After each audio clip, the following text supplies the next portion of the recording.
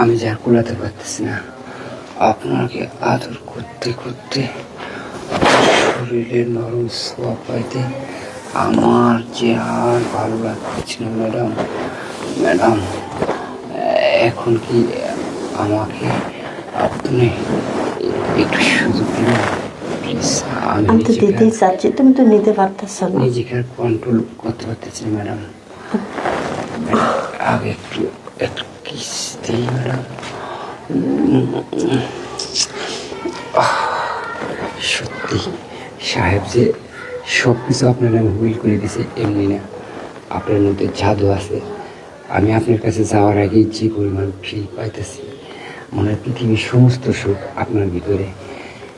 যাই হোক, সাহেবকে যেভাবে আপনি সুখ দিয়েছেন আমি সেইভাবেই সুখটা নিতে চাই। একটু ব্যতিক্রম আমি দেব, সেটা আপনি বুঝতে পারবেন না, কারণ সাহেব দিতে পারে না, সেটা আমি দেবো। ঠিক আছে, তাহলে এখানে না, এখানে এটা ফাঁকা আছে, যে কোনো লোক খুঁজতে দেখতে পারে, তাতে আপনি কেলেঙ্কার দেবে। এদিকে আসেন, এই রুমটার ঢোকেন, এই রুমটার ঢোকেন। হ্যাঁ, এখানে এখানে যদি সারাদিন আপনাকে নিয়ে আমি ওই কাজটা করি, আনন্দ মেলায় যাই, তাহলে কেউ জানবে না। কি আপনার কি ইচ্ছার বিরুদ্ধে কিছু করতেছে নাকি ম্যাডাম? আমার কাছে অনেক ভালো লাগতেছে সত্যি যে তুমি নিজের থেকে আমার কাছে আসছো। সত্যি আজকে আমি ধন্য, আজকে আমি পূর্ণ আপনাকে এত কাছাকাছি পাওয়ার জন্য। ম্যাডাম, আপনার ওই সুন্দর নরম মলিন হাত দিয়ে যদি আমাকে একটু আদর করতেন, সত্যি আপনার হাতের পরশ পেলে না আমি শুধু না, যে কোনো মানুষই পাগল হয়ে যাবে। ম্যাডাম, এখন তাহলে শুরু করি।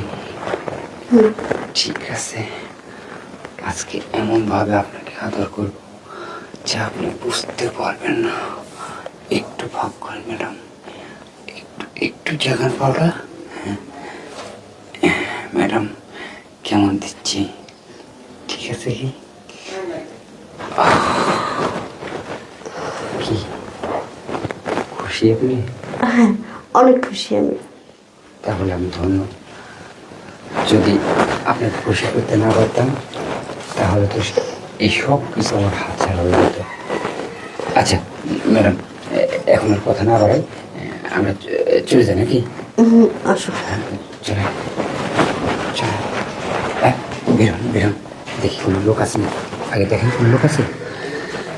আচ্ছা বেরোন বেরোন।